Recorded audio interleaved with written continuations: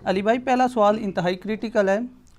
عموماً صوفیاء حضرات کے فالورز کی جانب سے قرآن حکیم میں موجود ایک قصہ کو سادہ لو مسلمانوں کا عقیدہ بگاڑنے کے لیے غلط تعبیر کر کے یوز کیا جاتا ہے، اور وہ واقعہ ہے قصہ موسیٰ و خضر علیہم السلام۔ قرآن حکیم میں اس غیر معمولی اور عجیب و غریب واقعہ سے علم لدنی کا ثبوت اخذ کیا جاتا ہے، حتیٰ کہ بعض لوگ تو اپنے بابوں، پیروں اور بزرگوں کے غیر شرعی اعمال کو جسٹیفائی کرنے کے لیے حضرت خضر علیہ السلام کے ان 3 اعمال کو دلیل کے طور پر پیش کر کے جھوٹا دفاع کرنے کی بھی کوشش کرتے ہیں۔ ایسے ہی پلیز اس واقعے کی صحیح تعبیر قرآن و سنت کی روشنی میں عوام الناس کے سامنے رکھیں، جزاک اللہ خیرہ۔ جزاک اللہ خیرہ و احسن الجزا۔ میرے بھائیوں، اس میں کوئی شک ہی نہیں ہے کہ قرآن حکیم کے جتنے بھی واقعات آئے ہیں ان میں سب سے منفرد اور عجیب و غریب واقعہ ہے یہ عجیب و غریب لفظ کوئی برا لفظ نہیں ہے۔ عجیب کہتے ہیں جو روٹین سے ہٹ کے چیز ہو نا، اور غریب جو شاذ و نادر ہو، کہیں کہیں ہو۔ یہ عربی کا عجیب و غریب ہے، اردو اور پنجابی والا نہیں ہے، ہو سکتا ہے اس کو کوئی گستاخی سمجھ لے۔ اور وہ واقعہ ہے سیدنا موسیٰ اور خضر علیہم السلام کا واقعہ۔ یہ لفظ ہے خضر، خواہ کے اوپر زبر ہے، ضاد کے نیچے زیر ہے۔ اردو میں ہم خضر پڑھ سکتے ہیں، لیکن غلط العام ہے خضر۔ خضر لفظ غلط ہے، یہ خضر لفظ ہے، لیکن چونکہ اردو میں چل رہا ہے، اب میں بھی اگر اسے بول دوں گا تو کوئی برائی والی بات نہیں ہوگی۔ جو چیز ریناؤنڈ ہوتی ہے وہ اس طریقے سے چل رہی ہوتی ہے۔ تو موسیٰ اور خضر علیہم السلام والا واقعہ ایک یونیک واقعہ ہے۔ اس واقعے کی تفصیلات کو اور اس سے نکلنے والے ریزلٹس کو ڈسکس کرنے سے پہلے اس کا جو بیک گراؤنڈ ہے وہ پتہ ہونا ضروری ہے۔ بیسیکلی جب نبی صلی اللہ علیہ وآلہ وسلم کی مبارک دعوت عام ہوئی تو مشرکین عرب تو آپ کو پتہ ہے امی تھے، ان پڑھ تھے، جاہل تھے، علم نام کی کوئی چیز نہیں تھی۔ انہوں نے کچھ لوگوں کو روانہ کیا یہود و نصارہ کے علماء کی طرف کہ تم لوگ ہمیں کچھ ایسے سوالات بتاؤ جو ہم جا کے نبی علیہ السلام سے پوچھیں، اور ان کے جواب پھر نبی علیہ السلام کو نہ آتے ہوں، پھر ہم کہیں گے ہاں جی اچھا نبی ہے جس کو یہ بات بھی نہیں پتہ۔ تو انہوں نے کل 4 سوالات کا انتخاب کیا۔ اس میں سے پہلا سوال تھا کہ اصحاب الکہف کون ہے، جس سے ریلیٹڈ میرا آلریڈی ایک کلپ ریکارڈڈ ہے، آپ یوٹیوب پہ دیکھ سکتے ہیں۔ دوسرا سوال انہوں نے کیا کہ یہ موسیٰ اور خضر علیہم السلام والا واقعہ اس کی کیا حقیقت ہے۔ اور تیسرا ذوالقرنین جو بادشاہ ہے، جو یہودیوں کے لیے ایک منجی اور نجات دہندہ کی حیثیت رکھتے تھے، ان کا واقعہ کیا ہے۔ اور چوتھا سوال تھا روح کی حقیقت سے متعلق۔ تو یہ جو 4 سوالات ہیں ان کے جواب میں اللہ تعالیٰ نے اپنے محبوب صلی اللہ علیہ وآلہ وسلم کو ایجوکیٹ کیا، اور قرآن حکیم کی سورۃ الکہف 18 نمبر سورت نازل ہوئی، جو پارہ نمبر 15 سے شروع ہو کر پارہ نمبر 16 میں مکمل ہوتی ہے۔ اور ان 4 سوالات کے جوابات دیے گئے، اور اسی کانٹیکسٹ میں یاجوج اور ماجوج کا ذکر بھی اس میں آیا، اور اس کے علاوہ بھی دنیا پرستی کی جو مذمت ہے، یہ مرکزی ٹاپک ہے سورۃ الکہف کا۔ انہی میں سے ایک یہ قصہ موسیٰ اور خضر ہے علیہم السلام۔ پہلے میں اسے جستہ جستہ کور کروں گا، قرآن، بخاری اور مسلم کو جوڑ کے ایک پورے کا پورا جو واقعہ بنتا ہے۔ اس کے بعد پھر میں انجینئرنگ کروں گا انشاءاللہ تعالی، اس کی صحیح تعویل کیا ہے، اس کو مس کوٹ کس طریقے سے کیا جاتا ہے، اور اس کے پیچھے ریالٹی کیا تھی۔ یہ واقعہ سورۃ الکہف کے اندر 23 آیات کے اوپر پھیلا ہوا ہے، آیت نمبر 60 سے لے کر 82 تک، اور پارہ نمبر 15 کے آلموسٹ آخری حصے سے شروع ہو کے 16 نمبر میں یہ والا پورشن ختم ہوتا ہے سورۃ الکہف کا، آیت نمبر 60 سے 82 تک، جس میں قصہ موسیٰ اور خضر ہے علیہم السلام۔ اور اس کا جو کانٹیکسٹ ہے واقعے کا وہ قرآن میں نہیں ہے، وہ کانٹیکسٹ صحیح بخاری اور صحیح مسلم کے اندر موجود ہے۔ صحیح بخاری میں یہ واقعہ کئی مقامات پہ امام بخاری نے نقل کیا ہے، لیکن جو سب سے ڈیٹیلڈ طریق آیا ہے وہ صحیح بخاری میں کتاب الانبیاء چیپٹر میں موسیٰ علیہ السلام کے اوپر جو باب ہے اس کے اندر انٹرنیشنل نمبر کے مطابق 3401 نمبر حدیث ہے، اور مسلم شریف کے اندر اوپر تلے 6 طرق آئے ہیں سیدنا موسیٰ اور خضر علیہ السلام کے واقعے سے ریلیٹڈ۔ انٹرنیشنل نمبر کے مطابق 6163 سے لے کر 6168 تک۔ کانٹیکسٹ بخاری اور مسلم میں آیا، اور وہ کانٹیکسٹ یہ آیا ہے کہ نبی صلی اللہ علیہ وآلہ وسلم فرماتے ہیں کہ ایک دن موسیٰ علی نبینا وعلیہ الصلوۃ والسلام بنی اسرائیل کو واعظ کر رہے تھے، نصیحت کر رہے تھے۔ اسی دوران ایک شخص نے کھڑے ہو کر پوچھا کہ اس وقت دنیا میں سب سے بڑا عالم کون ہے، سب سے زیادہ علم کس کے پاس ہے؟ تو ظاہر ہے اس کا جینوئن جواب یہی ہے کہ وقت کے پیغمبر کے پاس، جو اس وقت خود موسیٰ علیہ السلام تھے۔ تو یہ کلیئر کٹ یہی جواب بنتا تھا، اور موسیٰ علیہ السلام نے بھی یہی جواب دیا کہ اس وقت سب سے بڑا عالم میں ہوں۔ لیکن سر، پیغمبروں کی شان اس سے بڑی عرفہ و اعلیٰ ہوتی ہے۔ پیغمبر گاڈ اورینٹڈ ہوتے ہیں۔ اللہ تعالیٰ کو یہ موسیٰ علیہ السلام کا جواب ناپسند ہوا، اور بخاری مسلم کے الفاظ ہیں، اس جواب کی وجہ سے اللہ تعالیٰ نے ان پر عتاب فرمایا، غصہ فرمایا کہ تم تو پیغمبر تھے، تمہیں چاہیے تھا تم علم کو اللہ کی طرف منسوخ کرتے۔ ظاہر ہے موسیٰ علیہ السلام نے آگے سے کوئی جسٹیفائی نہیں کرنا تھا کہ یا اللہ یہ تو مخلوق کی بات ہو رہی تھی، تیرا اور میرا کمپیریزن ہی کوئی نہیں ہے۔ لیکن پیغمبروں سے یہ ایکسپیکٹ کیا جا رہا ہوتا ہے کہ وہ گاڈ اورینٹڈ ہوں، کیونکہ انہوں نے مخلوق کو گاڈ اورینٹڈ کرنا ہوتا ہے۔ یہاں آپ کے بابے دعوے کرتے ہیں، اور بابے سر کی تو نظر بھی نہیں آتے دور دور تک۔ یہاں وقت کا پیغمبر، اولو العزم پیغمبر، 5 اولو العزم پیغمبر ہیں سورہ شورى کے اندر۔ نمبر 1 امام اعظم محمد رسول اللہ صلی اللہ علیہ وآلہ وسلم۔ نمبر 2 سیدنا ابراہیم علیہ السلام۔ نمبر 3 سیدنا نوح علیہ السلام۔ نمبر 4 سیدنا موسیٰ علیہ السلام، اور نمبر 5 سیدنا عیسیٰ علیہ السلام علیہم السلام اجمعین۔ سبحان ربک رب العزت عما یصفون وسلام علی المرسلین والحمد للہ رب العالمین۔ یہ بیسٹ درود ہے جو قرآن میں سورہ الصافات کی آخری 3 آیات ہیں۔ تو اب اللہ تعالیٰ نے پھر کہا کہ موسیٰ، اب میں تجھے ایک ایسے بندے سے ملواؤں گا جس کے پاس ایسا علم ہے جو میں نے تجھے بھی نہیں دیا ہوا۔ اللہ اکبر۔ اور اس کے لیے نشانی مقرر کی کہ تم اپنے ساتھ ایک بھنی ہوئی مچھلی رکھ لینا، اس کے ذریعے ہم نشانی ظاہر کریں گے، اور ہمارے اس بندے سے تمہاری ملاقات ہوگی اس جگہ پر جہاں پر 2 دریا آ کر ملتے ہیں، وہاں پر تمہیں ہمارا وہ بندہ ملے گا۔ یہ جتنی باتیں میں نے کی ہیں یہ بخاری اور مسلم میں ہیں۔ قرآن میں جو واقعہ سٹارٹ ہوتا ہے وہ اس کے بعد سٹارٹ ہوتا ہے، اور اس میں یہ نہ تو حضرت خضر کا نام ہے، بخاری مسلم میں حضرت خضر کا نام آیا ہوا ہے، اور قرآن پاک میں حضرت موسیٰ علیہ السلام کے اس ساتھی کا نام بھی نہیں ہے جس کو وہ اپنے ساتھ اسسٹنٹ کے طور پر لے کر گئے تھے، لیکن بخاری مسلم میں اس کا نام آیا ہے جوشوا، یوشع ابن نون، جو ان کے صحابی تھے، اور بعد میں موسیٰ علیہ السلام کی وفات کے وقت اللہ نے ان کو پیغمبر بنا دیا، اور وہ جانشین، خلیفہ اول بھی بنے اور جانشین بھی بنے اور پیغمبر بھی بنے، یوشع ابن نون علیہ السلام۔ قرآن میں سٹارٹ سورہ الکہف کی آیت نمبر 60 سے یہاں سے ہوتا ہے کہ موسیٰ علیہ السلام نے، وہ یاد کرو وہ وقت موسیٰ علیہ السلام نے اپنے اس نوجوان ساتھی سے کہا کہ رخت سفر باندھ دو، ہم نے ایک سفر کرنا ہے، اور میں اس وقت تک سفر کرتا رہوں گا جب تک کہ میں اس مقام پر نہ پہنچ جاؤں جو اللہ تعالیٰ نے مجھے وحی کے ذریعے آگاہ کیا ہے۔ تو وہ دونوں چل پڑے۔ اب یہ جو آگے کی سٹوری ہے نا، یہ ساری قرآن کے اندر آتی ہے، لیکن کانٹیکسٹ بخاری مسلم میں تھا۔ تو وہ اپنا ساز و سامان ساتھ رکھتے ہیں، راستے کا کھانا بھی۔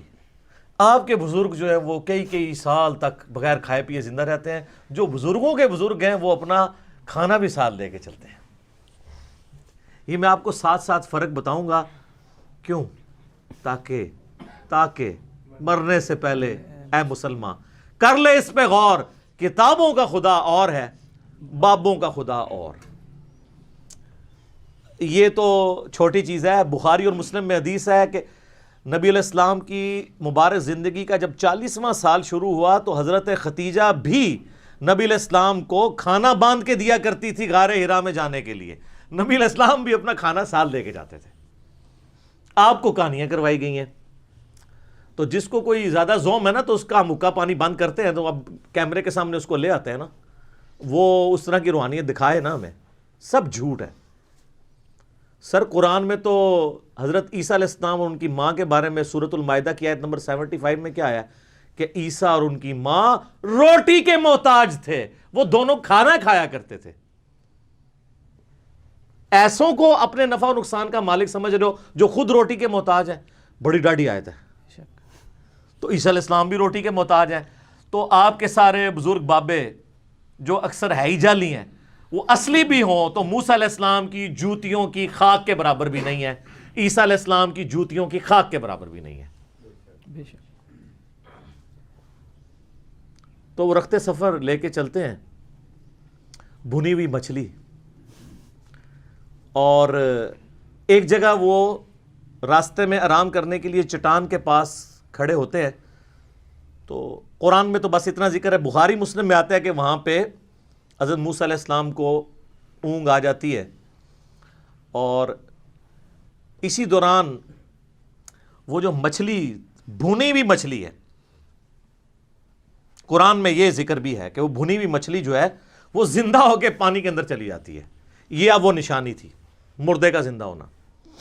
یہ منظر یوشع ابن نون دیکھ رہے ہوتے ہیں لیکن وہ موسیٰ علیہ السلام کو بتاتے نہیں کیونکہ وہ ان کے آرام میں خلل سمجھتے ہیں.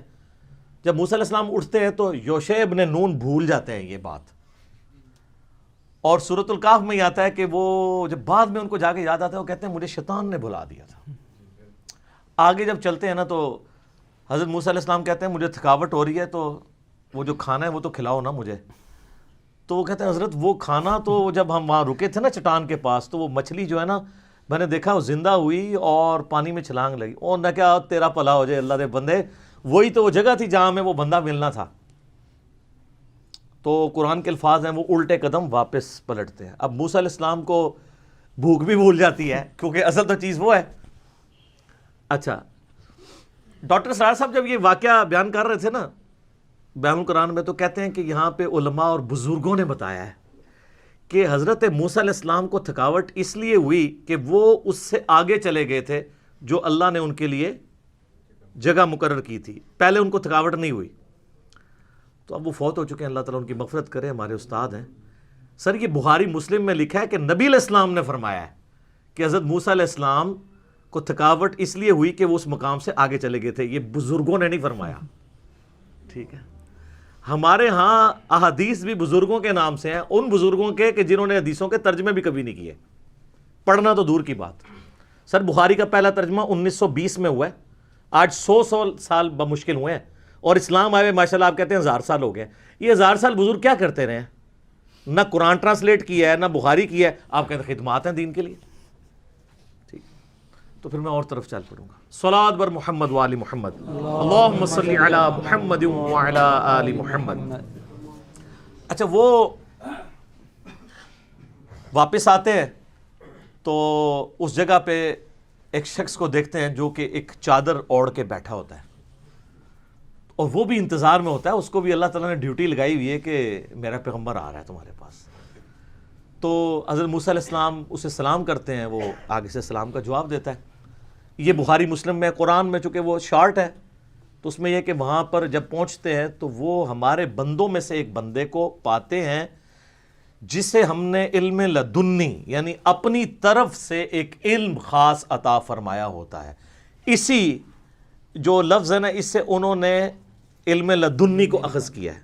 وہ الفاظ ہیں وَعَلَّمْنَاهُ مِن لَّدُنَّا عِلْمًا.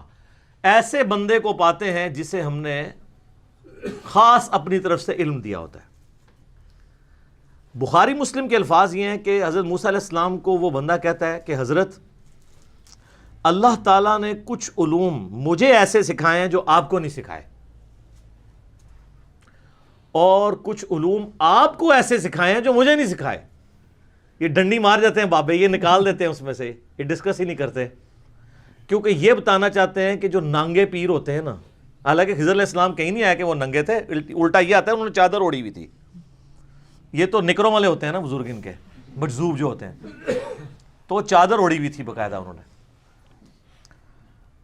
اور ساتھ وہ کہہ رہے ہیں حضرت خضر علیہ السلام حضرت موسیٰ علیہ السلام سے کہ اللہ نے آپ کو ایسے علوم سکھائے ہیں جو مجھے نہیں سکھائے، اور مجھے ایسے سکھائے ہیں جو آپ کو نہیں سکھائے۔ یعنی at the end of the day نہ مجھے آپ پہ کوئی برتری ہے نہ آپ کو مجھے پہ۔ اور یہاں پہ وہ ڈاکٹر تعلق قادری صاحب انڈیا گئے نا، تو کہتے ہیں نبی کو دیکھو ولی سے سیکھ رہا ہے، نعوذ باللہ، اور خضر کو ولی بنا کے پیش کرتے ہیں، نعوذ باللہ۔ وہ تو میں انشاءاللہ اس میں اینڈ پہ کلاس لوں گا نا کہ وہ ولی کہاں سے ہے، جس کا یہ عقیدہ ہے نا کہ کوئی غیر نبی کسی نبی کا استاد ہے، اس سے بڑا کوئی گستاخ رسول نہیں ہے۔ ہمارے نبی علیہ السلام کا استاد ہے نا جبرائیل، تو وہ پیغمبر ہے فرشتوں کا، غیر پیغمبر وہ بھی نہیں ہے، یہ یاد رکھیے گا۔ حضرت میکائیل علیہ السلام بھی پیغمبر ہیں، اسرافیل بھی پیغمبر ہیں، اور ملک الموت اسرائیل نام بھی ثابت ہے تفسیر تبری کے اندر ہمارے سلف سے، قرآن میں ملک الموت آیا، وہ بھی پیغمبر ہیں۔ پیغمبر کا استاد ہو سکتا ہے، غیر پیغمبر کا استاد نہیں ہوتا۔ اور ان کی پوری ڈاکٹرن اس پہ کھڑی ہے کہ جو بابے ہیں نا وہ نعوذ باللہ پیغمبروں کو سکھائیں گے، اور اسی وجہ سے وہ مثنوی مولانا روم کے اندر بھی وہ گوشت کاٹنے والا واقعہ، میرے خیال اب تو کوئی بھول کے بھی نہیں بیان کرے گا جو کچھ ہم نے مثنوی مولانا روم کے ساتھ کر دیا ہے۔ مولانا روم کو اگر ایک SMS پہنچ جائے نا وہاں پہ جہاں پہ بھی وہ ہیں، تو وہ بھی ایک بار ان کی روح تڑپ اٹھے گی کہ یار چلو 700 سال بعد سے ہی کم از کم کسی نے میری کہانی کو پکڑا تو ہے، جو میں لکھ کے چلا گیا تھا اور کسی کی جرت نہیں ہوتی تھی، لوگ روب میں تھے۔ اور حضرت موسیٰ علیہ السلام کی انہوں نے سارے واقعات موسیٰ علیہ السلام کے بارے میں، وہ کنگھی کرنے والا واقعہ، تو میں انہوں نے بار بار کہا موسیٰ دا تسی چنڈ نہیں سہ سکتے۔ بخاری مسلم میں آتا ہے ملک الموت کو تھپڑ پڑا تھا نا، اس کی آنکھ نکل گئی تھی۔ تو آڈی سارے دی بوتیاں جڑیاں نے سجنیاں قیامت والے دن، جدوں موسیٰ علیہ السلام نے کہا وہ کیڑا ہوئے جڑا میرے بارے واقعات بیان کرتا سی تے جناب شعر لکھتا سی، ادھر لے آؤ نا ذرا اینوں میں دساں۔ اور ایک موقع پیا سی نا قبطی نو، وہ مر گیا سی، وہ بھی قرآن میں آتا ہے۔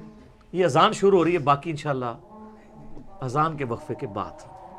تو سیدنا موسیٰ علی نبینا علیہ الصلاۃ والسلام سے جب وہ یہ بات کرتے ہیں نا حضرت خضر کہ آپ کو ایسے علوم سکھائیں جو مجھے نہیں سکھائے، اور آپ مجھے کچھ علوم اللہ نے ایسے سکھائے ہیں جو آپ کو نہیں سکھائے ہوئے، تو کہتے ہیں حضرت میں اسی کے لیے تو حاضر ہوا ہوں کہ آپ مجھے ذرا سکھائیں۔ تو انہوں نے کہا کہ اے موسیٰ تم میرے ساتھ صبر نہیں کر سکو گے، یہ قرآن کے الفاظ ہیں، اور تم صبر کیسے کر سکتے ہو جب کہ تمہیں ان واقعات، ان تکوینی امور کے حقائق نہیں پتہ ہوں گے، تو تمہارا یہ نیچرل ہے صبر نہ کرنا، کیونکہ تم ظاہر میں جو کچھ دیکھ رہے ہوگے تو اس کا وہ اس چیز کی متقاضی ہے کہ تم اس کے خلاف بولو۔ تو وہ کہتے ہیں جی آپ مجھے ساتھ رکھیں، میں انشاءاللہ آپ مجھے صابر پائیں گے، میں کچھ اس کے اگینسٹ نہیں بولوں گا جو کچھ بھی آپ کریں گے۔ لیکن حضرت خضر نے پہلے ہی بتا دیا تھا، اس لیے نہیں کہ ان کو علم غیب تھا، اس لیے کہ جو کچھ انہوں نے بعد میں کیا ہے نا، تو کوئی بھی ذی شعور شخص جس کو تھوڑا سا بھی دین کا علم ہے وہ اس کو کنڈیم کرے گا۔ تو وہ کہتے ہیں کہ چلو، تو ایک جگہ سے گزرتے ہیں جہاں پہ ایک کشتی ہوتی ہے، غریب لوگوں کی کشتی، اس میں وہ بیٹھتے ہیں، تو بیٹھتے ہی حضرت خضر علیہ السلام اس کا ایک تختہ توڑ دیتے ہیں۔ بخاری مسلم میں آتا ہے کہ وہ اتنے شریف لوگ ہوتے ہیں کہ وہ ان کو آؤٹ سائڈر اور مہمان سمجھ کے کرایہ بھی نہیں لیتے۔ تو حضرت خضر علیہ السلام جب تختہ توڑ دیتے ہیں تو موسیٰ علیہ السلام کہتے ہیں کہ یہ تم نے بڑا برا کام کیا ہے، ایک طرف ان کی شرافت کو کرایہ بھی انہوں نے لیا اور تم نے ان کی کشتی کا تختہ توڑ دیا۔ تو حضرت خضر کہتے ہیں میں نے تمہیں پہلے کہا تھا نا تم صبر نہیں کر سکو گے۔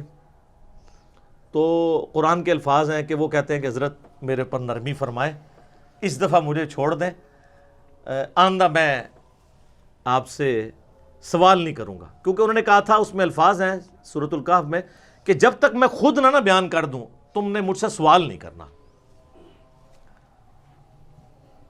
تو وہ تھوڑا آگے چلتے ہیں. اب یہ تو شاہی کوئی نہیں تھی جو آگے انہوں نے کیا ہے. انہوں نے ایک بچہ دیکھا, خوبصورت, بظاہر دیکھنے میں نورانی شکل, اس کو قتل کر دیا. بخاری مسلم کے الفاظ ہیں کہ پکڑ کے انہوں نے نا اس کی گردن ہی مروڑ دی, منکا ٹوٹ گیا تو بندہ فارغ. تو سر پیغمبر یہ منظر دیکھ سکتا ہے؟ اس پہ تو حضرت موسیٰ علیہ السلام نے اس سے بھی سخت کامنٹ کیے. انہوں نے کہا کہ تو نے کتنا برا کام کیا ہے کہ تو نے ایک جان کو ناحق قتل کر دیا, بے شک تو نے یہ بہت برا کام کیا. تو حضرت خضر کہتے ہیں کہ میں نے تمہیں پہلے ہی کہا تھا تم صبر نہیں کر سکو گے. تو حضرت موسیٰ علیہ السلام کہتے ہیں کہ اس دفعہ تو میرا یہ عذر قبول کر لے, اب اگر میں بولا نا تو ٹھیک ہے, میں آپ سے پھر مجھے الگ کر دیجیے گا. اب یہ خود انہوں نے شرط طے کر لی نا, ورنہ تو پتہ نہیں کتنے حقائق کھلتے. بلکہ بخاری مسلم میں الفاظ ہیں, نبی علیہ السلام کہتے ہیں کاش موسیٰ علیہ السلام صبر کرتے تو ہمیں اور کئی باتیں پتہ چل جاتی ہیں اللہ کے تکوینی امور میں سے, لیکن وہ اللہ کی حکمت تھی. آگے چلتے ہیں تو ایک گاؤں میں جاتے ہیں.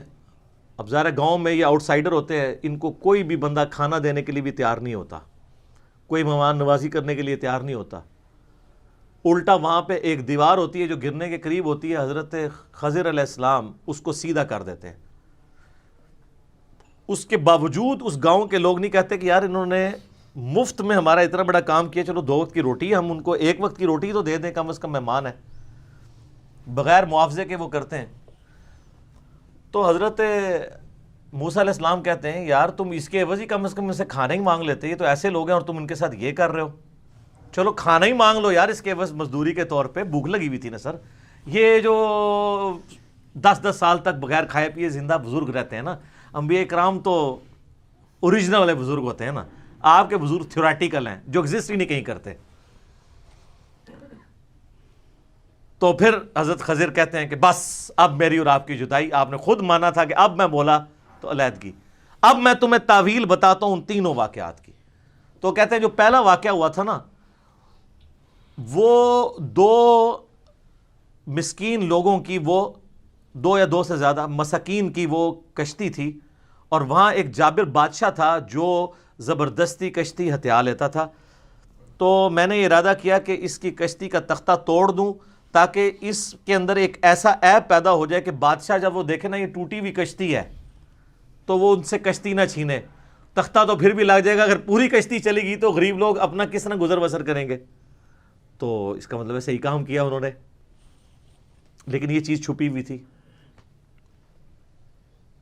اور ان کا وہ جو بچہ تھا نا, اس کے ماں باپ بڑے نیک تھے, اور ہمیں اس چیز کا خدشہ ہے کہ یہ بچہ طغیانی کی زندگی گزارے گا اور بڑا ہو کر اپنے ماں باپ کو بھی گمراہ کر دے گا. بخاری مسلم کے الفاظ ہیں کہ اس نے اپنے ماں باپ کو بھی کافر کر دینا تھا, اس کی محبت کے اندر ماں باپ نے ڈی ٹریک ہو جانا تھا, اور اللہ تعالیٰ اس کے بدلے اس کو نئی اولاد دے دے گا. بخاری مسلم کے الفاظ ہیں کہ نئی نیک اولاد دے دے گا جو ان کے لیے آنکھوں کی ٹھنڈک بنے گی. دوسری بھی جسٹیفیکیشن درست ہوگی. تیسرا انہوں نے کہا کہ وہ جو دیوار تھی نا, وہ 2 یتیم لوگوں کی دیوار تھی, اور گاؤں کے لوگ جو اتنے بے حس لوگ ہیں کہ وہ مہمانوں کو کھانا نہیں کھلا رہے, اس دیوار کے نیچے ان کے آباء و اجداد کا خزانہ دفن تھا. ان کا باپ ایک نیک آدمی تھا. یہاں پہ الفاظ ہیں تمہارے رب نے یہ ارادہ کیا کہ اسے سیدھا کر دیا جائے تاکہ جب وہ بڑے ہوں تو اپنے باپ کا خزانہ اس میں سے حاصل کر لیں, کیونکہ وہ بچے چھوٹے چھوٹے ہیں. ابھی دیوار گر جاتی, خزانہ باہر آ جاتا, تو جو گاؤں والے مہمانوں کو وہ ایک روٹی دینے کے لیے تیار نہیں ہے, اتنے کنجوس ہیں, تو انہوں نے ان کی دولت ہتھیار لینی تھی. جب بڑے ہوں گے تو اللہ اپنی رحمت سے ان کے لیے ایسا معاملہ ظاہر کرے گا کہ وہ دولت ان تک پہنچ جائے گی. تو تمہارے رب نے یہ ارادہ کیا, تو اس لیے میں نے وہ دیوار سیدھی کر دی. اور اسی پہ سورۃ الکاف کی آیت نمبر 82 کے اوپر یہ آیت کنکلوڈ ہوتی ہے, آخری آیت اس واقعے سے ریلیٹڈ. اور وہ الفاظ ہیں سورۃ الکہف کی آیت نمبر 82 کے, کہ حضرت خضر علیہ السلام کہتے ہیں کہ یہ جو کچھ بھی ہوا یہ تمہارے رب کے ارادے سے ہوا, اور تمہارے رب نے یہ ارادہ کیا کہ ایسا کیا جائے. اور اس کے بعد کنکلوژن کن الفاظ پہ ہے, وہ کنکلوڈنگ ہے، وہ آپ کو بات سمجھ آ جائے گی کہ یہ پورے کے پورے واقعے کی تعویل کیا بنتی ہے۔ اعوذ باللہ من الشیطان الرجیم۔ وما فعلتہ عن امری، میں نے اپنی مرضی سے یہ کام نہیں کیا۔ اگر کوئی شخص یہ کہے کہ میں نے اپنی مرضی سے نہیں کیا اور کیا اس نے ہو، تو مراد ہے اسے گائیڈ لائنز کس سے مل رہی ہیں؟ اللہ سے۔ اور اس سے پہلے اسی آیت میں آیا ہے فَأَرَادَ رَبُّكَ أَن يَبْلُغَا أَشُدَّهُمَا، تیرے رب نے یہ ارادہ کیا کہ جب یہ بچے جوان ہو جائیں اس وقت دولت ظاہر ہونی ہے۔ وَمَا فَعَلْتُهُ، آگے بیچ میں الفاظ پھر اینڈ پہ وَمَا فَعَلْتُهُ عَنْ أَمْرِي ذَلِكَ تَأْوِيلُ مَا لَمْ تَسْتَطِعْ عَلَيْهِ صَبْرًا، یہ ہے ان باتوں کی تعویلات جس پہ تم صبر نہیں کر سکے۔ یہ سر یہ پورا واقعہ ہے۔ اس سے کوئی خلاف شرع کام ثابت نہیں ہوتے، اس لیے کہ جب آپ نے گیر ہی الٹا لگا دیا تو آپ کو بات سمجھ نہیں آئے گی۔ سب سے پہلے یہ سمجھیں کہ حضرت خضر علیہ السلام ہے کون۔ حضرت خضر علیہ السلام کم از کم پیغمبر تو ہیں، کیونکہ وہ کہہ رہے ہیں تیرے رب نے ارادہ کیا اور میں نے اپنی مرضی سے نہیں کیا، رب کے کہنے پہ کیا ہے۔ اگر کوئی شخص یہ کہے کہ میں نے یہ رب کے کہنے پہ کیا، تو یا تو وہ پیغمبر ہوتا ہے اور یا غلام احمد قادیانی دجال ہوتا ہے، یعنی وہ جھوٹ بول رہا ہوگا یا سچ۔ تو ظاہر ہے یہ پیغمبر تھے۔ اچھا، اور پیغمبر بھی تھے۔ اب اس میں اختلاف ہے کہ وہ انسانوں کے پیغمبر ہیں یا فرشتوں کے۔ مولانا مودودی رحمہ اللہ تعالیٰ کا کہنا ہے کہ یہ فرشتوں کے پیغمبر ہیں، کیونکہ ہمارے اس دنیا میں فرشتوں کو اللہ تعالیٰ نے کئی کام سونپے ہوئے ہیں جو وہ کرتے ہیں۔ یہ روح کون قبض کرتا ہے؟ ایک فرشتہ آ کے گردن ہی مروڑ دیتا ہے، لیکن آپ کو نظر نہیں آتا جب روح نکالتا ہے۔ تو حضرت اسرائیل یا ملک الموت کا کام کوئی اور فرشتہ کر رہا ہو ان کے بہاف کے اوپر،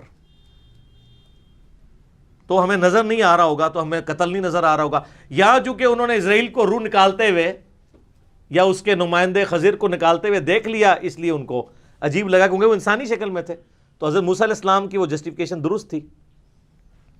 بیسیکلی اس واقعے سے اللہ نے مسئلہ تقدیر سمجھایا ہے کہ انسان کی زندگی میں بظاہر کچھ اللہ کی طرف سے ایسی تکلیفیں آتی ہیں جن کے اندر اللہ تعالیٰ کی طرف سے خیر چھپا ہوا ہوتا ہے۔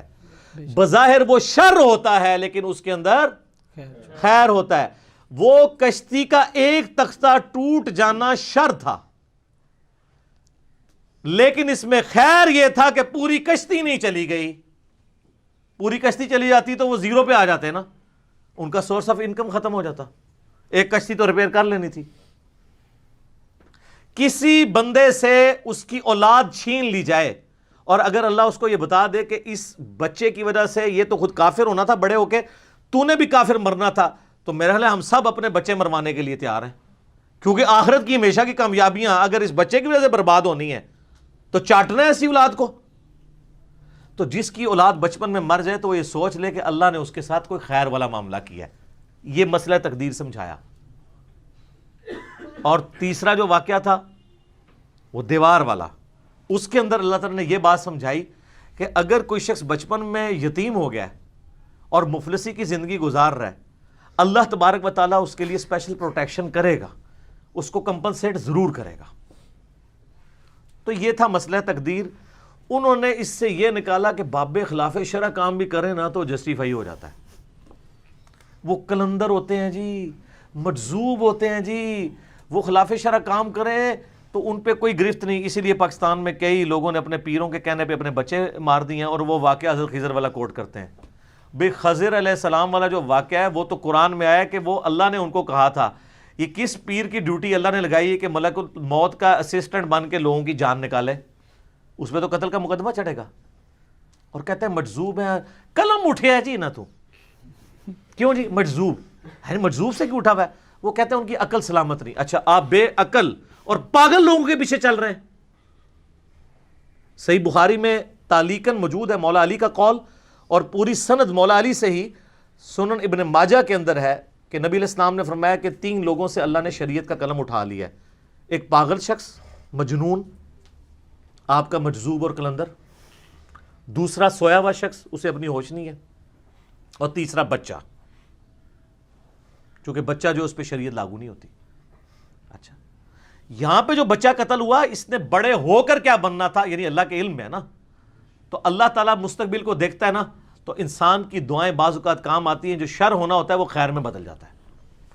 سر جامعہ ترمذی میں حدیث ہے، مسند احمد میں ڈیٹیل کے ساتھ ہے کہ دعا کبھی رائے گاہ نہیں جاتی. جب تم دعا کرتے ہو نا اللہ سے، تو جو مانگا یا تو وہی مل جائے گا، یا اللہ تعالیٰ اس کے بدلے کوئی اور نعم البدل دے دے گا، کوئی مصیبت ٹال دے گا یا اس سے بہتر چیز. اور اگر یہ بھی نہ ہوا تو قیامت کے دن کے لیے سٹور ہو جائے گی دعا، اس کے اگینسٹ اللہ تعالیٰ اجر عطا فرما دے گا. دعا تو جاتی ہی نہیں کہیں پہ، ضائع ہی نہیں ہوتی. تو کہتے ہیں مجذوب، یہ مجذوب نہیں تھا سر، یہ تو اللہ کی ڈیوٹی پوری کر رہا تھا. آپ کے بابے جو ہیں وہ یہ دعویٰ کر سکتے ہیں ہم پہ وہی آتی ہے؟ سر دعویٰ کریں نا تو ہم ان کے اوپر 295C بھی لگوائیں اور انہیں لا کے غلامت کا دیانی کی صف میں کھڑا کریں گے، کیونکہ نبی علیہ السلام کے بعد تو نبوت کا دروازہ بند ہو چکا ہے. اور سورہ آل عمران میں واضح 179 نمبر آیت ہے کہ اللہ کی یہ شان ہی نہیں کہ غیر پیغمبر کے ساتھ کوئی کلام کرے، کوئی غیب کی خبر دے سوائے اپنے رسولوں کے، اور تمہارا کام ہے اللہ اور اس کے پیغمبروں پہ ایمان لاؤ. That's all. سیدنا ابو بکر سے لے کر قیامت تک آخری جو آنے والا انسان ہے سب غیر پیغمبر ہیں، سوائے کہ عیسیٰ علیہ السلام، وہ بھی امتی کی حیثیت سے آئیں گے، پیغمبر بھی ہوں گے، ان کی ایکسیپشن کے ساتھ سب نے فالو کرنا ہے. ایون حضرت عیسیٰ علیہ السلام بھی جو آئیں گے انہوں نے بھی فالو کرنا ہے. مسلم شریف میں حدیث ہے وہ کتاب اللہ اور تمہارے نبی کی سنت کے مطابق تمہیں چلائیں گے. ٹھیک ہے، تو اس سے کوئی مرزوبیت ثابت نہیں ہوتی. وہ کہتے ہیں بابے خلاف شرع کام کریں، یہ بیچ میں کہانیاں نکالنے کی کوشش کرتے ہیں. کوئی بابے نہیں سارے اس سے ثابت ہوتے. یہ بالکل آپ کو غلط کہانیاں کرائی گئی ہیں. یہ مسئلہ تقدیر سمجھانا تھا. اور واصف علی واصف صاحب کہتے ہیں میں ایک جگہ بیٹھا ہوا تھا، ایک بندہ دعا کر رہا تھا رو رو کے، یا اللہ 25 سال پہلے جو میں نے دعا کی تھی مجھ سے واپس لے لے. تو کہتے ہیں میں نے اس سے بعد میں پوچھا کہ کیا ہوا؟ اس نے کہا میری بیٹیاں ہی تھیں، میں نے اللہ سے رو رو کے ایک بیٹا مانگا تھا، وہ میرے لیے وبال جان بن گیا، گھر کا سارا سامان بیچ گیا، وہ یعنی نشہ کرنا شروع کر دیا.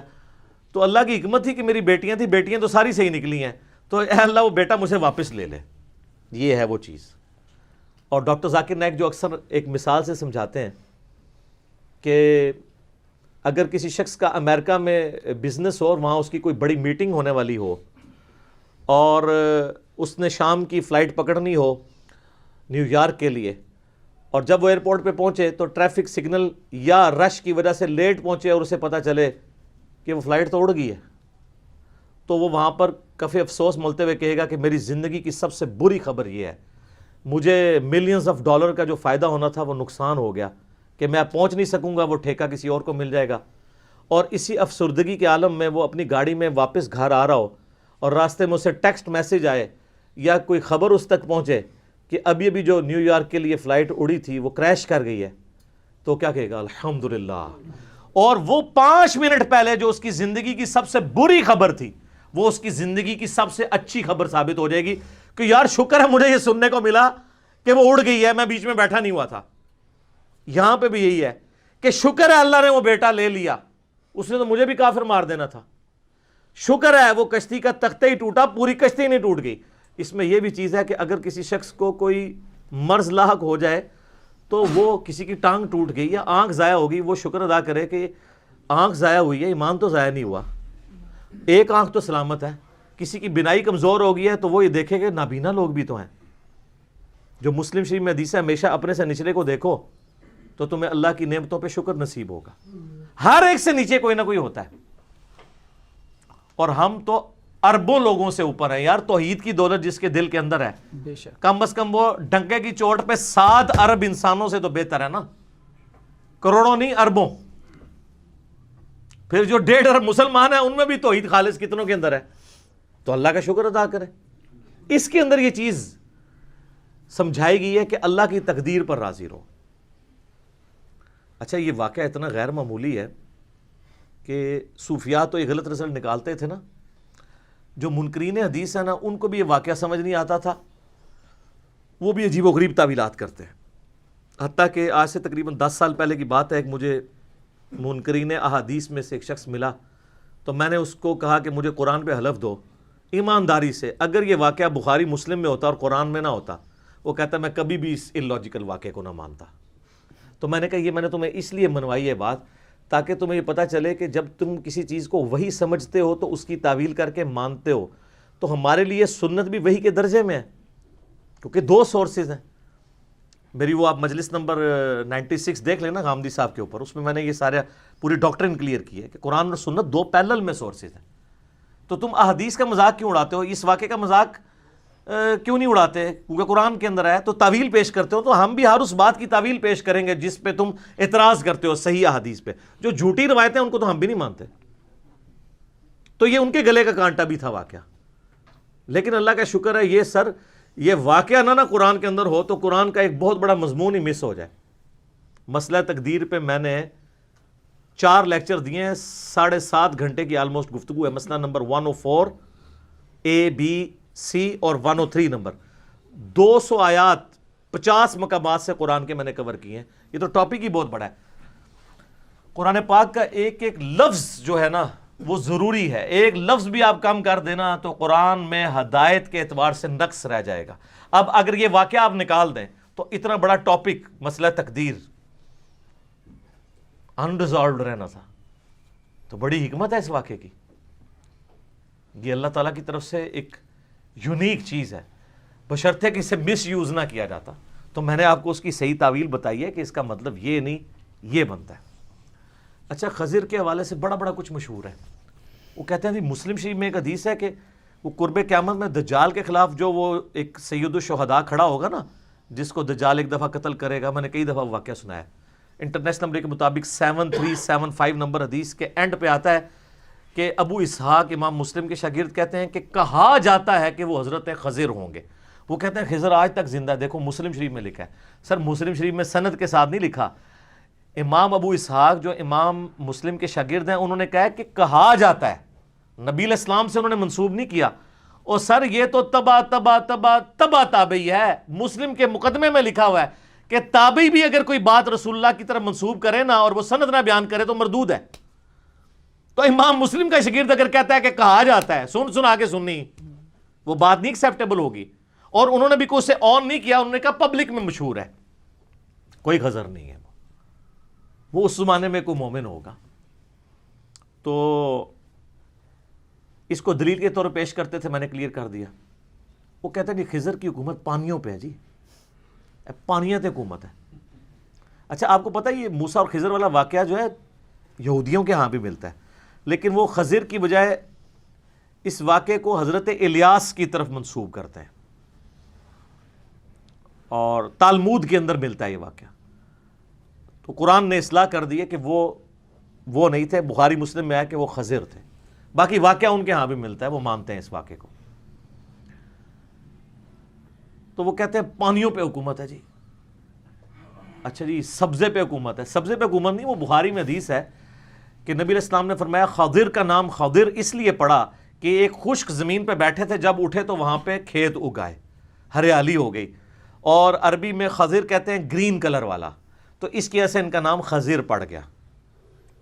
ٹھیک ہے. تو وہ تو فرشتوں کے ساتھ ہے ایسا معاملہ. قرآن پاک میں نہیں آتا. یہ بچھڑے کے اندر جو وہ ایک مٹھی سامری جادوگر نے جو ڈالی تھی، وہ قرآن میں موجود ہے نا کہ وہ مٹھی کہاں سے لی تھی. اس نے فرشتے کو دیکھ لیا تھا. فرشتے کے جو قدموں کے نشان تھے نا وہاں سے اس نے وہ مٹھی بھرے گی اور وہ سونے کے بچھڑے میں ڈالی تو اس میں سے آواز نکلنا شروع ہو گئی. ظاہر ہے وہ فرشتوں کے ساتھ تو اللہ نے یہ چیزیں ایسی اٹیچ کی ہیں. یہاں پہ بھی خضر ایک فرشتہ ہے، وہ جہاں پہ بیٹھتے ہیں وہاں پہ سبزہ اگایا جاتا ہے. پانیوں پہ حکومت کہاں سے ہے سر؟ پانی پہ اللہ کی حکومت ہے سر. اور میں آپ کو اوریجنل واقعہ بتاؤں اپنا ذاتی. اسلام آباد میں میرا ایک گھر ہے الحمدللہ ذاتی. 2010 میں نے بورنگ کا ٹھیکہ کیا. اسلام آباد میں سب سے بڑا مسئلہ پانی کا ہے. آج کل بھی آپ سنتے ہوں گے واٹر ٹیبل دن بدن نیچے جا رہا ہے. ویسے تو اکثر نکلتے ہی نہیں ہے. سیپیج کا پانی جو نکلتا ہے 10 منٹ سے زیادہ موٹر نہیں چلتی تو پانی ختم ہو جاتا ہے. تو میں نے اللہ کا نام لے کے بورنگ کا ارادہ کیا. تو مجھے یاد ہے میں نے اشراق کے 2 نفل پڑھے اور اس کے بعد میں نے دعا کی کہ اللہ پانی تو تیرے قبضے میں تو نے دینا ہے. تو میں نے اس کو نہ بلایا بورنگ والے کو. میں نے کہا یہاں تم نے کنواں کھودنا ہے. کہتے نہیں خاص جگہ ہے. میں کہا نہیں، میں نے جو اپنی پائپنگ سیٹ کرائی ہے وہ اس کے حساب سے کرائی ہوئی ہے، تو ادھر ذرا فیزیبل رہے گا، خاص والا نہیں ہے. کہنا نہیں وہ ایک مائی حساب لاندی ہے. انہوں پتہ ہی نہیں سی کہ میں بابے مارے ہوئے نے مائیاں کے چیز نے. میں کہا نا ਮਾਈ ਹੈ। ਮੈਂ ਕਿਹਾ ਮਾਈਆਂ ਚਾਹੀਏ ਨਹੀਂ। ਅੱਛਾ ਕਹਿੰਦਾ ਅੱਛਾ ਇਸ ਤਰ੍ਹਾਂ ਕਰੋ ਤੁਸੀਂ ਇਹ ख्वाजा खिजर ਦੇ ਨਾਂ ਦਾ ਨਾ ਇੱਕ ਬੱਕਰਾ ਦੇ ਦਿਓ ਤੇ ਪਾਣੀ ਤੁਹਾਡਾ ਨਿਕਲ ਆएगा। یہ وہ بندہ ہے جس نے NED یونیورسٹی, یہ جو یونیورسٹی ہے نسٹ یونیورسٹی اسلام آباد میں, اس کے 50 بور اس بندے نے نکالے ہوئے ہیں. سب سے بڑے لیول کا اس کا کاروبار ہے. داڑھی رکھی ہوئی ہے اور عقیدہ آپ دیکھ لیں. کہتے جی خواجہ خضر دی پانیاں تے حکومت ہے تے انہوں دے نا دا بکرا دیو تے انشاءاللہ پانی نکلے گا. او میں کہا خضر ہوئے یا کوئی وڈے تو وڈا انسان اپنا پیشاب نہیں روک سکتا, میرا پانی کوئی روک سکتا ہے؟ اللہ نے اگر منو دینا ہے. وہ کانپنا شروع ہو گیا, اس کو کانفیڈنس لیول نظر نہیں آتا, انہوں پتہ ہی نہیں سی. کہندا جی ہوں تو تہاڈا پانی نکلنا ہی نہیں, لکھا لو میرے کو. اچھا جی میں کہ یار تو اللہ دا نہ لے کے شروع کر. تو 40,000 پہ ٹھیکہ سیٹ ہوا کہ 200 فٹ جائے گا وہ, اور 40,000 روپیہ, کیونکہ وہاں پہ 70-80 فٹ پہ پانی سیپیج کا نکل آتا تھا اور 120 فٹ پہ تھوڑا بہت پانی آ جاتا تھا. تو میں نے کہا 200 فٹ کرواؤں گا. لے جی کرنا ایسا ہوا اللہ کا کہ 200 فٹ اس نے کھود دیا اور زمین بالکل خشک, سیپیج کا پانی بھی نہیں. ہاں وہ کہتا جی ہوں سناؤ. کہتا ہالے بھی ٹائم جے ایتھے ایک مائی ہے وہ پانی دم کر کے دے گی, وہ پانی جناب تسی اے خوش سٹو گے نا تو پانی آ جائے گا. او میں کہا نا نا بھائی مائیاں شائیاں نہیں. کہتا جی بس ٹھیکہ مکمل ہو گیا ہے, میرے پیسے. میں کہا جی اے لو پیسے. میں نے کہا اس کو آپ نا اور کھودو. کہتا پانی نہیں نکلنا, آپ کو بتا دیا ہے یہاں پانی ہے ہی نہیں ہے, اور اسلام آباد میں اکثر جگہ پہ پانی ہوتا ہی نہیں ہے. میں نے کہا آپ کیا کرو گے؟ کہتا جی 1500 روپیہ ایک دن کا لوں گا اور کھودوں گا جتنا ایک دن میں نکلا ہے. اب دیہڑی کے حساب سے ٹھیکے سے ادھر 40,000 تو دے دیا. میں نے کہا شروع کرو. پہلے دن اس نے 10 فٹ نکالا. کہنا خشک. مجھے کہنا جی حالے بھی وقت سے تسی کدھر اور کھدوا لو, ایتھے پانی کوئی نہیں. میں نے کہا یار میں پیمنٹ کر رہا ہوں تم نکالو. اچھا اگلے دن کیا ہوا, صبح 7-8 بجے نے مجھے کال آئی, سر جی مبارک ہوئے پانی نکلا ہے.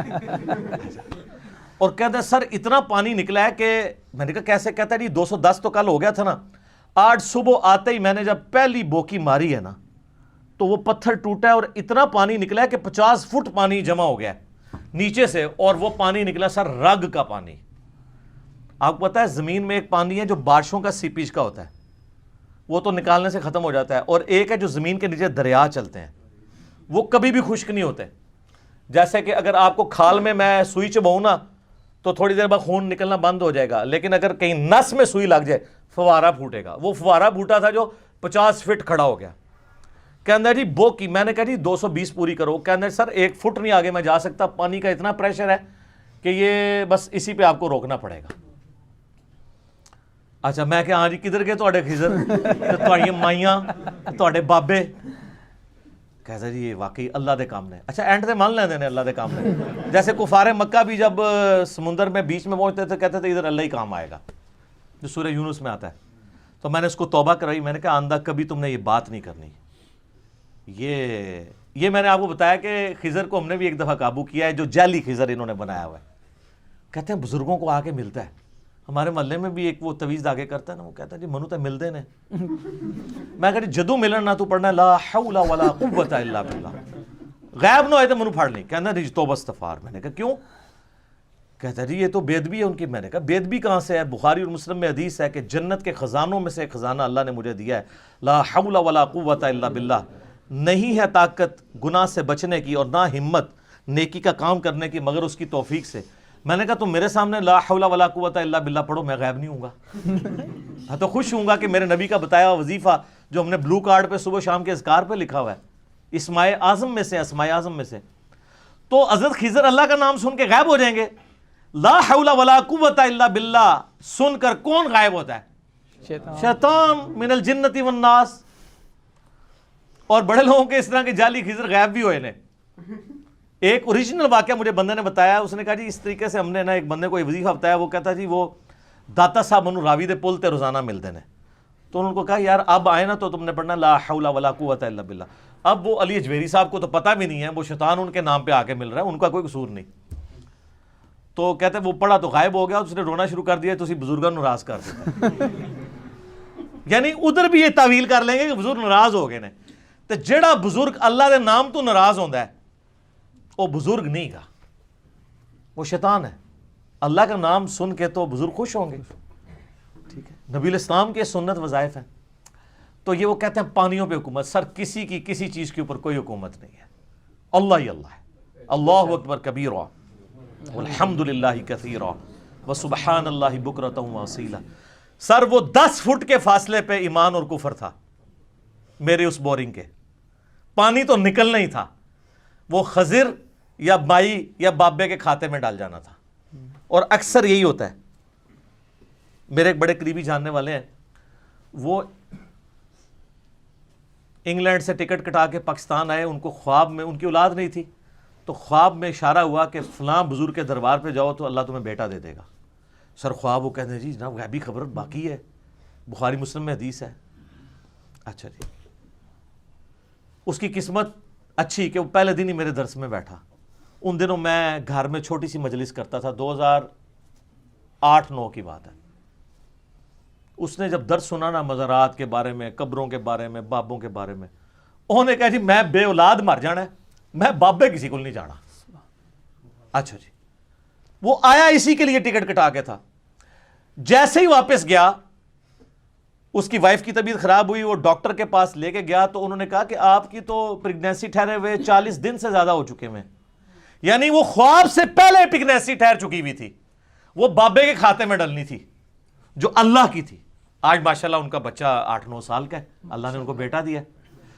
تو وہ جب خواب آیا اس سے پہلے ہی یہ, کیونکہ پریگنینسی کا تھوڑے دنوں کے بعد پتہ چلتا ہے, تو یہ اکثر بابوں کے کھاتے میں جو واقعات ڈلے ہوتے ہیں نا, وہ اس طرح ڈلے ہوتے ہیں, وہ اللہ کے ہوتے ہیں, وہ بابوں کے کھاتے میں ڈالے ہوتے ہیں. یہاں بھی اگر کوئی کمزور ایمان والا ہوتا تو جا کے مائی سے دام کرواتا اور پھر نکل بھی آتا تھا. پوری زندگی نہ انہیں قرآن پڑھنا سی, نہ بخاری نہ مسلم, انہیں مائیاں اور بابیاں پیچھے جانا سی. ٹھیک ہے, اسی لیے تو سر ہم کہتے ہیں کہ مرنے سے پہلے اے مسلمان کر لے اس پہ غور, کتابوں کا خدا اور ہے, بابوں کا خدا اور. ہم آپ کو کتابوں کے خدا کا تعارف کروا رہے ہیں, اور جب آپ غور کریں گے تو آپ جھوم کے کہیں گے, ضرور کہیں گے کیا, کہ نہ میں وابی نہ میں بابی, میں ہوں مسلم علمی کتابی. تو یہ اس طریقے سے جھوٹی تعویلات اس واقعے سے جو سہارا لیتے تھے, میں نے اللہ کے فضل سے ان معاملات کو کلیئر کر دیا. سورہ آل عمران میں بھی آتا ہے, آیت نمبر 81 اور 82 میں اللہ تعالیٰ نے عالم ارواح میں تمام نبیوں سے عہد لیا تھا کہ اے نبیوں, جب میں تمہیں نبوت دوں اور میرا کوئی اور پیغمبر آ جائے تمہاری زندگی میں, تو تم نے اس کی تصدیق ضرور کرنی ہے, اور اس پہ مجھ سے وعدہ کرو اور بھاری ذمہ میرا اٹھاؤ, میں بھی تمہارے ساتھ گواہ ہوتا ہوں. اور اس وعدے کے بعد جس نے خلاف ورزی کی وہ ظالموں میں ہو جائے گا, وہ فاسق ہو جائے گا. یہ نبیوں کی روحوں سے اللہ نے عہد لیا تھا کہ تمہارے زمانے میں اور پیغمبر ہے, اس کی تصدیق کرنی ہے. آپ دیکھ لینا, حضرت عیسیٰ علیہ السلام کی تصدیق کی یحییٰ علیہ السلام نے, ایک زمانے میں تھے. تو تعویل خاص کے اعتبار سے تو یہ تمام انبیاء کے لیے, اور تعویل عام میں آپ ہمارے نبی علیہ السلام کے لیے اس اعتبار سے لے سکتے ہیں کہ اللہ تعالیٰ نے یہ عہد لیا تھا کہ اگر ہمارے نبی علیہ السلام تمہاری زندگی میں آ جائیں, تم نے اس کی تصدیق کرنی ہے. اور وہ اللہ نے کروائی ہے واقعہ معراج میں, جو صحیح مسلم میں حدیث ہے کہ تمام نبیوں کا امام اللہ نے بیت المقدس میں مجھے بنایا جبرائیل علیہ السلام کے ذریعے, اور وہ دنیا میں وہ بات پوری ہوئی. میں ایک معصومانہ سوال کرتا ہوں کہ نبیوں کی نبوت چھن جانی ہے اگر وہ رسول اللہ پر ان کی زندگی میں ایمان لا کر ان کی مدد نہیں کریں گے. سورہ آل عمران 81-82. حضرت خضر کے بارے میں کوئی ضعیف حدیث بتا دیں کہ کبھی غزوہ بدر, احد یا خندق میں رسول اللہ کے ساتھ شریک ہوئے ہوں. صحیح تو مانگتے ہی نہیں, ہمیں پتہ ہے صحیح تو ہے ہی نہیں ہے, ضعیف ہی دکھا دیں. تو آپ حضرت خضر کی نبوت چھنوانا چاہتے ہیں؟ کیونکہ اگر وہ رسول اللہ کی انہوں نے مدد نہیں کی اور سامنے آ کے ڈکلیئر نہیں ہوئے, اعلانیہ ایمان نہیں لے کے آئے, تو نبوت سے فارغ ہیں, یہ قرآن کا فتویٰ ہے. اس کا مطلب خضر کوئی نہیں تھے اس زمانے میں. اگر وہ ہوتے تو رسول اللہ کے قدموں میں حاضر ہوتے. یہ سب کہانیاں ان کو, یہ بابوں کو ملتے ہیں نا, یہ وہ سارے جعلی معاملات چل رہے ہیں. تو یہ علم لدنی کا اس سے لیتے تھے. وہ جو سورہ الکہف میں وہ حضرت خضر کہتے ہیں وَعَلَّمْنَاهُ مِن لَدُنَّا عِلْمًا, وہ کہتے ہیں یہ سینہ مسینہ علم چلتا ہے. ویسے میں نے 55A مسئلہ ریکارڈ کروایا ہے علم لدنی کے اوپر, آپ دیکھ سکتے ہیں. بخاری اور مسلم دونوں میں حدیث ہے. سیدہ عائشہ نے کہا سلام اللہ علیہا, جس شخص نے یہ کہا کہ نبی علیہ السلام نے دین کی جو باتیں اللہ نے آپ کو بتائی تھی وہ چھپا لی ہیں امت سے, اور اسی میں امپلائیڈ ہے کہ خاص لوگوں نے دسیاں نے, باقیوں نہیں دسیاں. وہ اللہ اور اس کے رسول پہ جھوٹ باندھنے والا ہے. اور اما عائشہ نے اس کے ساتھ وہ آیت پڑھی سورۃ المائدہ کی آیت نمبر 67, یا ایھا الرسول بلغ ما انزل الیک من ربک, جو اکثر وہ شیعہ پیش کرتے ہیں غدیر خم کے حوالے سے کہ اے رسول اللہ جو کچھ اللہ نے آپ کو وحی کیا ہے وہ آپ پہنچا دیں اپنی امت کی طرف, اور اگر آپ نے نہ پہنچایا تو آپ نے رسالت کا حق ادا نہیں کیا. تو اما عائشہ کہتی ہیں کہ اس آیت کے تحت نبی علیہ السلام نے کوئی بات امت سے نہیں چھپائی, اعلانیہ بتائی ہے. تو یہ کہتے ہیں خاص علم خاص لوگوں کو دیا ہے. سر اس امت میں اگر کوئی سب سے خاص بندہ تھا نا تو مولا علی تھے. بخاری اور مسلم متفقن علیہ حدیث ہے, مولا علی رضی اللہ تعالیٰ عنہ علیہ السلام سے کسی نے آ کے پوچھا کہ یا امیر المومنین, آپ رسول اللہ کے خاص بندے تھے, کیا آپ کو رسول اللہ نے کوئی ایسی خاص باتیں بتائی ہیں جو باقیوں کو نہ بتائی ہوں؟ ہائے ہائے ہائے ہائے, اب میں نبی علیہ السلام نے ہمیں وہی دین سکھایا جو باقیوں کو سکھایا ہے.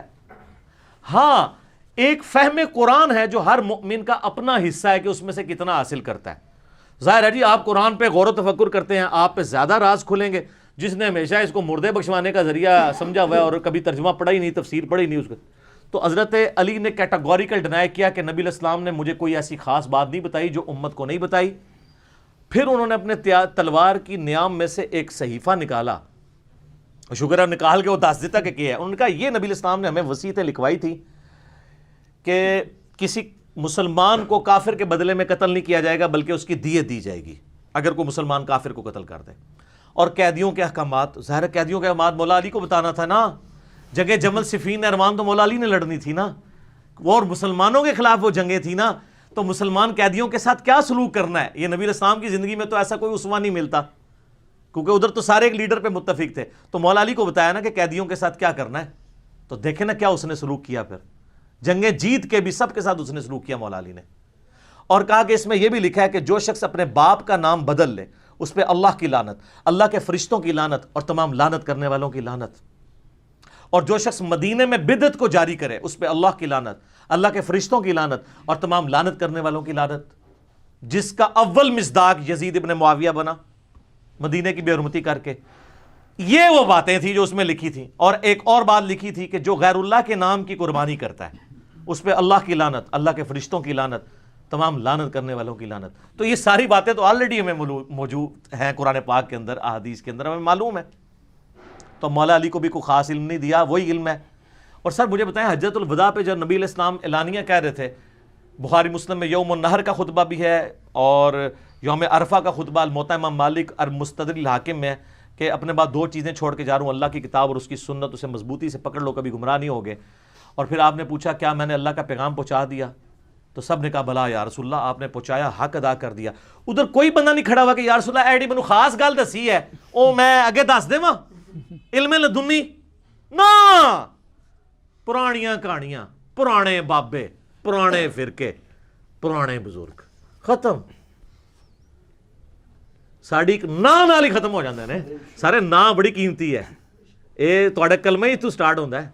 لا نہیں کوئی معبود نہیں سوائے اللہ کے, نہ کوئی بزرگ نہیں سوائے محمد رسول اللہ صلی اللہ علیہ وسلم, اور جو ان کا ہو جائے وہ ہمارے سر کا تاج, اور جو ان سے بغاوت کرے وہ بابا آپ کو مبارک.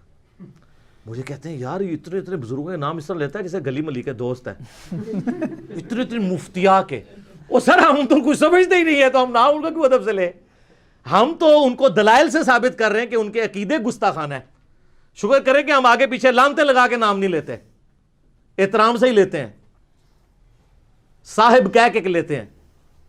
تو خوف خدا کرے. تو مولا علی نے کہا کہ ایسی کوئی بات نہیں. پھر غدیر خم پہ بھی آپ صحیح مسلم میں اوپر تلے 4 حدیث ہیں انٹرنیشنل نمبر کے مطابق 6225 سے لے کے 6228 تک. اس میں بھی قرآن اور اہل بیت ہے.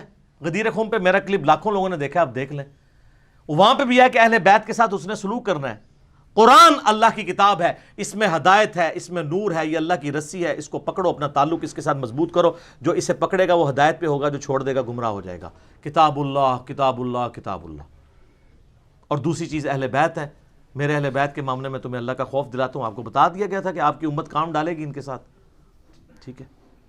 تو یہ وہ چیزیں تھیں. وہ کبھی علم لدنی بنا دیا, کبھی کہتے ہیں جی کچھ آپ کو پتہ ہے کوئی خاص باتیں بتائی ہیں, وہ خاص باتیں خاص لوگوں کو بتائی ہوئی ہیں. سر کوئی نہیں ہے. اچھا پھر وہ کہتے ہیں وہ جی صحیح بخاری میں ہے نا کہ حضرت ابو ہریرہ کہتے ہیں میں نے نبی علیہ السلام سے 2 پیالے لیے ہیں یعنی علم کے, ایک میں نے تمہیں بتا دیا, دوسرا بتاؤں تو تم میری گردن کاٹ دو. وہ کہتے ہیں جو دوسرا نہیں نا بتایا وہ اسی قسم کے پٹھے کام تھے, یعنی یہ پٹھے کام میں الٹے کام, ورنہ وہ بتا دیتے. تو سر آپ کے تصوف کے کس سلسلے میں حضرت ابو ہریرہ آتے ہیں؟ کسی بھی نہیں. تو وہ علم لدنی تو ابو ہریرہ کو ملا تھا, اور مولا علی کہہ رہے ہیں کہ کوئی اور نہیں چیز ہے, تو ابو ہریرہ کو آپ مولا علی سے اوپر کر رہے ہیں. اور سر بخاری میں ہی اس کی تشریح موجود ہے. حضرت ابو ہریرہ کہتے ہیں مجھے نبی علیہ السلام نے بنو قریش, بنو امیہ کے ان لونڈوں کے, ان لڑکوں کے نام, ان کے ماں باپ کے نام بھی بتائے ہیں جن کے ہاتھوں امت کی تباہی ہونے والی ہے. اور صحیح مسلم کے الفاظ ہیں کہ نبی علیہ السلام سے صحابہ نے پوچھا کہ یا رسول اللہ جب ایسا معاملہ ہو تو آپ نے فرمایا کاش میری امت اس قبیلے سے الگ ہو جائے جو میری امت کی اینٹ سے اینٹ بجا دے گا, بنو امیہ. اور وہی ابو ہریرہ مسند ابی یعلا میں موجود ہے کہ وہ کہتے ہیں نبی علیہ السلام نے اپنی وفات سے چند دن پہلے خواب دیکھی کہ ان کے ممبر کے اوپر بندر کود رہے ہیں, تو حضور کو وفات تک کسی نے مسکراتے ہوئے نہیں دیکھا. آپ فرمایا کہ میں نے آل مروان بنو امیہ کے بندروں کو اپنے ممبروں پہ دیکھا ہے, اپنے ممبر کے اوپر, یعنی میرے بعد وہ حکمران بنیں گے. اور یار یہ بندر تھے, بخاری کے الفاظ ہیں کہ حضرت ابو ہریرہ جس زمانے میں یہ بات کر رہے ہیں انہی بندروں کی تو حکومت تھی بنو امیہ کی. تو حضرت ابو ہریرہ ڈرتے تھے کہ اگر, کیونکہ وہ مروان ہی تو یہ پوچھ رہا تھا کہ حضرت بتائیں وہ لوگ کون ہیں, انہوں نے کہا اگر میں بتا دوں تو میری گردن مار دی جائے, یعنی تم لوگ ہو. بالکل کلیئر ہے, اس میں علم لدنی نہیں ہے. کیا سے کیا بنا دیا انہوں نے. اور دیکھیں کہانی کیسے پکڑی گئی, ادھر سے پکڑی گئی, دوسری طرف ان کے تصوف کے سلسلے میں حضرت ابو ہریرہ ہی کوئی نہیں ہے. وہ تو سر منافقین کے نام بھی بتائے تھے جو پبلکلی نہیں بتائے گئے, لیکن وہ دین کا حصہ تو نہیں ہے. صحیح بخاری موجود ہے رازدار رسول کون ہے؟ حذیفہ ابن یمان. صحیح مسلم میں موجود ہے حذیفہ ابن یمان کو 12 منافقین کے نام بتائے تھے. نبی علیہ السلام نے فرمایا کہ میرے صحابہ میں 12 منافق ہیں, ان میں سے کوئی جنت میں داخل نہیں ہوگا یہاں تک کہ اونٹ جو ہے سوئی کے ناکے سے گزر جائے. یہ سورۃ الاعراف میں جو ہے وہ محال ایک ایگزامپل دی گئی ہے. تو فرمایا نہیں داخل ہوگا, ان میں سے دبیلا پھوڑا نکلے گا ادھر کمر پہ 8 لوگوں کو. میں نے نہیں پوچھنا کنوں کنوں نکلے ہیں, وہ اپنے بزرگوں سے پوچھ کے چلیں آپ. تو نبی علیہ السلام نے یہ یعنی پہلے ہی فرما دیا تھا. تو وہ منافقین کے نام حذیفہ ابن یمان کو بتائے تھے. ٹھیک ہے, عمار ابن یاسر کو آگے ایک بندہ پوچھتا ہے نا کہ جی آپ کو کوئی خاص دین سکھایا ہے نبی علیہ السلام نے؟ ان کا نہیں, البتہ جو حذیفہ کو منافقین کے نام بتائے. ٹھیک ہے, یہ صحیح مسلم میں 7035 نمبر حدیث ہے. اور یہ فرمایا کہ وہ 12 منافق ہیں میرے صحابہ کے اندر چھپے ہوئے ہیں, اور وہ اس طریقے سے معاملات. تو وہ کوئی دین کا مسئلہ تو نہیں تھا, صرف منافقین کے نام تھے. تو وہاں پہ بھی حذیفہ ابن یمان تو کسی تصوف کے سلسلے میں نہیں آتے. کیا آتے ہیں؟ نہیں. ان کے تصوف کے سارے سلسلے جو ہے نا وہ مولا علی تک لے کے جاتے ہیں. تو مولا علی تو انکار کر چکے ہیں, اور ہم نے تو نیچے سے ان کی جڑ کاٹ دی ہوئی ہے. میں نے کہا میرے امام نے کاٹ دی ہے. آپ کو پتہ ہے صحیح مسلم میں مقدمے کے اندر چند تبع تابعین بیٹھے ہوتے ہیں. امام مسلم نقل کرتے ہیں کہ وہاں ایک شخص آتا ہے اور وہ کہتا ہے, جب وہ چلا جاتا ہے نا وہاں سے, تو باقی تبع تابعین کہتے ہیں کہ یہ شخص کہتا ہے کہ میں نے 18 بدری صحابہ کی زیارت کی ہوئی ہے. تو باقی لوگ کہتے ہیں یہ تو طاعون کے مرض سے پہلے بھیک مانگا کرتا تھا, علم کا تو اس سے دور دور تک واسطہ نہیں. یہ کہتا ہے 18 بدری صحابہ کی اس نے زیارت کی ہے. اوے سب سے بڑا جو تابعی ہے حسن بصری, اس نے بھی صرف ایک بدری صحابی سے سماعت کی ہوئی ہے, اور وہ ہے سعد ابن مالک, جن کا نام سعد ابن ابی وقاص بھی ہے, جو 56 ہجری کے اندر فوت ہوئے ہیں. تو حسن بصری کی سماعت بھی صرف ایک بدری صحابی سے ثابت ہے. کس سے؟ سعد ابن ابی وقاص سے. وہ بھی اس لیے کہ 56 ہجری میں فوت ہوئے ہیں. تو حسن بصری کی تو مولا علی سے سماعت ہی نہیں ہے. امام مسلم نے انکار کر دیا اس بات کا, کیونکہ مولا علی تو پہلے سب سے بڑے بدری صحابی تو وہ ہیں جنہوں نے 24 سردار مارے ہیں بدر میں, کیونکہ مولا علی 40 ہجری میں شہید ہوئے تھے اور سعد ابن ابی وقاص 56 ہجری میں فوت ہوئے ہیں. تو وہ کہتے ہیں حسن بصری نے تو صرف ایک بدری صحابی سے ملاقات کی ہوئی ہے, سماعت کیا, اور وہ ہے سعد ابن ابی وقاص. تو امام مسلم نے تصوف کے پورے سلسلوں پہ سمجھ لیں کہ آرا چلاتے ہوئے کاٹ کے رکھ دیا. وہ یہ کہتے ہیں تصوف میں آپ کو پتہ ہے ان کی کیا سند چلتی ہے؟ کشف المحجوب بھی آپ اٹھا کے دیکھ لیں.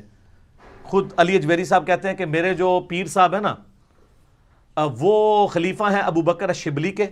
ابو بکر الشبلی جو ہیں وہ خلیفہ ہیں سری سکتی کے, وہ ہیں جنید بغدادی کے. جنید بغدادی خلیفہ ہیں سری سکتی کے, اور سری سکتی کے جو آگے پیر ہیں وہ خلیفہ ہیں معروف کرخی کے, اور وہ خلیفہ ہیں آگے داؤد تائی کے, اور داؤد تائی جو ہیں حبیب العجمی کے, اور حبیب العجمی حسن بصری کے, اور وہ مولا علی کے. یہ تصوف میں آپ قادری, چشتی, یہ نقشبندیوں کی تو لاد ہے, وہ تو ایسی پہلے ختم کرتی بازید علی, وہ تو کام ہی ختم ہو چکا ہے. یہ سہروردی, یہ سارے سلسلے وہ کہتے ہیں حسن بصری کی ملاقات ہے مولا علی سے. اور صرف امام مسلم نے نہیں, امام ترمذی نے بھی جامعہ ترمذی میں لکھا ہے کہ حسن بصری کی مولا علی سے کوئی ملاقات ثابت نہیں ہے. تو محدثین تو تصوف کا گلا ہی کاٹ چکے ہیں, آپ کی ملاقاتیں ہی ختم. پیچھے رہ گیا نقشبند سلسلہ, وہ تو پہلے ہی باقی تین یہ کہتے تھے کہ ہماری چین جڑتی ہے تو ہماری تو جڑتی کوئی نہیں, تو وہ بھی ہم نے بتا دیا ہے. امام جعفر علیہ السلام فوت ہوئے ہیں 148 ہجری میں, اور بایزید پیدا ہوئے ہیں 191 ہجری میں. 40 سال بعد امام جعفر کی وفات کے بایزید پیدا ہوئے ہیں, اور وہ کہتے ہیں وہ مرید ہیں ان کے. اور یہ اس سے بڑی کہانی یہ ہے کہ بایزید کا آگے مرید پتہ کون ہے؟ ابو الحسن خرقانی.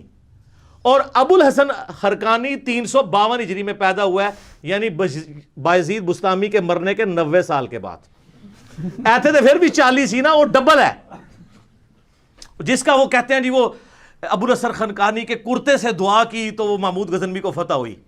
کہانی روحانی مرید, روحانی نہیں شیطانی. اب ویسی سلسلہ اس کے اوپر میں ویسے کرنی, میرا کلپ دیکھ لیں, یہ سب کہانی ہے. ٹھیک ہے, وہ جنہوں مرضی لین جیدی جیدی بھی پانی نے پا لین, تو بھائی دنیا ختم ہو چکی ہے, اینا تو پاک ہو چکی ہے, اللہ شکر. کیوں؟ کیونکہ یہاں پہ ایک نعرہ بلند ہے کہ مرنے سے پہلے یا مسلمان کر لے اس پہ غور, کتابوں کا خدا اور ہے بابوں کا خدا اور. یہ بالکل کہانیاں انہوں نے کروائی تھیں, اور یہ پورے کا پورا سلسلہ ہی کاٹ دیا امام مسلم نے, امام ترمذی نے, کہ تصوف کے اندر یہ لنک بنتا ہی کوئی نہیں حسن بصری کا مولا علی کے ساتھ. اور بلکہ مسلم کے میں نے مقدمے سے بتایا تھا نا کہ وہ کچھ تابعین بیٹھے ہوتے ہیں, تو وہاں پہ ایک شخص آگے کہتا ہے کہ جب جنگ صفین کے موقع پر مولا علی یعنی کی جنگ جو ہوئی تھی حضرت معاویہ کے ساتھ, اس موقع پر ابن مسعود آئے اور انہوں نے ہم سے ایک حدیث بیان کی. تو باقی کہتے ہیں یار ابن مسعود قبر سے نکل کے آگے تھے, ابن مسعود تو 33 ہجری میں فوت ہو چکے ہوئے تھے, اور جنگ صفین ہوئی ہے 37 ہجری کے اندر. تو یہ 4 سال کا وہ گیپ ماننے کے لیے تیار نہیں ہے روحانی سلسلے کا. ابن مسعود تو وہ ڈکیڑا بزرگ ہے, پرشین امپائر گری تو چیف جسٹس وہاں کے, ٹھیک ہے, صاحب النالین, سفر و حضر میں حضور کے ساتھی. ابن مسعود پہ میں گھنٹوں بول سکتا ہوں, جو اللہ نے ان کو مقام دیا تھا. وہ قبر سے نکل کے نہیں کوئی فیض پہنچا سکے, اس زمانے میں کوئی قبروں سے نکلا نہیں کرتا تھا. تو جو 4 سال کا گیپ ماننے کے لیے تیار نہیں, تو 40 سال کا جنگل, اور ادھر بایزید اور ابو الحسن خرقانی کا 90 سال کا جنگل, یہ کون عبور کروائے گا؟ سب کہانیاں, سب جھوٹ. یہ اللہ تبارک و تعالیٰ نے یہ جھوٹ ختم کروائے ہیں, اور ہماری کوشش ہے کہ ہم مرنے سے پہلے آپ کو اس کے اوپر قائل کر لیں, کیونکہ یہ واضح چیز ہے. قرآن پاک میں سورہ یاسین کے اندر آیا, سورہ واقعہ کے اندر آیا کہ جو مر گیا وہ دنیا میں واپس نہیں آ سکتا. آپ لاکھ کہتے رہے کہ قبر پہ اٹھ کے بلے پھر اندر وڑ گئے, یہ سب نہیں, سب کہانی ہے جھوٹ. اگر اٹھ سکتا ہے اٹھائیں, ہم جناب بلاتے ہیں انٹرنیشنل میڈیا کو, پورا میڈیا مسلمان ہو جائے گا, ٹھیک ہے. تو باقی مجھے بہت کچھ کہنا ہے, لیکن آپ تخت بلقیس والا میرا کلپ دیکھ لیں سر, ریمارکیبل کلپ ہے. اس کے اندر میں نے ان کی ساری کہانیاں باقی بھی کھول دی ہیں. تو یہ میں نے اس لیے بیان کیا کہ وہ زیادہ سے زیادہ جو نبی الاسلام نے اسپیسیفک بات بتائی جو باقی امت کو نہیں بتائی, وہ منافقین کے نام ہے, حذیفہ ابن یمان کو. اور وہ بھی ڈیٹیل مسند احمد میں, آپ کو پتہ ہے نا قرآن میں بھی اشارتاً ہے کہ نبی الاسلام پہ قاتلانہ حملہ ہوا تھا غزوہ تبوک سے واپسی پہ. تو حذیفہ ابن یمان اور عمار ابن یاسر نے نبی الاسلام کی جان بچائی تھی, یعنی اللہ نے بچانے والا ہے, سبب ان کو بنایا. وہاں پہ حذیفہ ابن یمان کو نبی الاسلام نے منافقین کے نام بتائے تھے کہ انہوں نے میرے اوپر قاتلانہ حملہ کیا ہے. بس اس کا کوئی دین سے تعلق نہیں تھا, شخصیات سے تعلق تھا. دین کی کوئی بات ایز اے راز نبی علیہ السلام نے کسی کو نہیں بتائی ہے, یہ ذہن میں رکھیے گا. جب مولا علی کہہ رہے ہیں کہ وہی دین دیا جو باقی امت کو دیا ہے, اما عائشہ کہہ رہی ہیں کہ وہ جھوٹا ہے جو کہتا ہے کہ خاص لوگوں کو خاص بات بتائی, اور باقی لوگوں کو نہیں بتائی وہ جھوٹا ہے. اور حجۃ الوداع پہ نبی علیہ السلام اوپنلی پوچھ رہے ہیں, کسی نے نہیں کہا یا رسول اللہ وہ خاص گل سی میں خاص بندے نوں دسنی ہے, نہیں سر. اسی لیے ان کا دعویٰ یہ کہتے ہیں دین کتابوں میں نہیں ہے, اور یہ صحیح کہتے ہیں ان کا جو دین ہے نا وہ کتابوں میں نہیں ہے, کیونکہ کتابوں کا دین اور ہے اور بابوں کا دین اور ہمیں تو پابند کیا گیا ہے قُلْ نَحْبِطُوا مِنْهَا جَمِيعًا فَإِمَّا يَأْتِيَنَّكُم مِّنِّي هُدًى فَمَن تَبِعَ هُدَايَا فَلَا خَوْفٌ عَلَيْهِمْ وَلَا هُمْ يَحْزَنُونَ. ہمارے ابا جی کو جب جنت سے نکالا گیا تو اللہ نے اس وقت کہا تھا کہ اب کتابوں کا انتظار کرنا, جو کتابوں کی پیروی کرے گا اس کو نہ خوف ہوگا نہ غم, اور جو اللہ کی آیات کو جھٹلائے گا وہ ہوگا اہل جہنم میں سے. تو سر میں سب سے ریکویسٹ کرتا ہوں کہ مرنے سے پہلے ایک دفعہ مجلس نمبر 100 میری ضرور دیکھیں. کتابوں کا خدا اور ہے, بابوں کا خدا اور. تو انشاءاللہ تعالیٰ آپ کو یہ حقیقت کھل کے سامنے آئے گی کہ ہمیں بڑا ڈی ٹریک کیا ہے ان لوگوں نے. ہماری کسی سے کوئی ذاتی دشمنی نہیں ہے, ہم عام مسلمان کو جھنجھوڑ رہے ہیں صرف یہ کہہ کے کہ مرنے سے پہلے اے مسلمان کر لے اس پہ غور, کتابوں کا خدا اور ہے, بابوں کا خدا اور. اللہم اجرنا من النار آمین. اللہم من احییتہ منا فاحیہ علی الاسلام ومن توفیتہ منا فتوفہ علی الایمان آمین ثم آمین. ٹھیک ہو گیا جی, جزاک اللہ.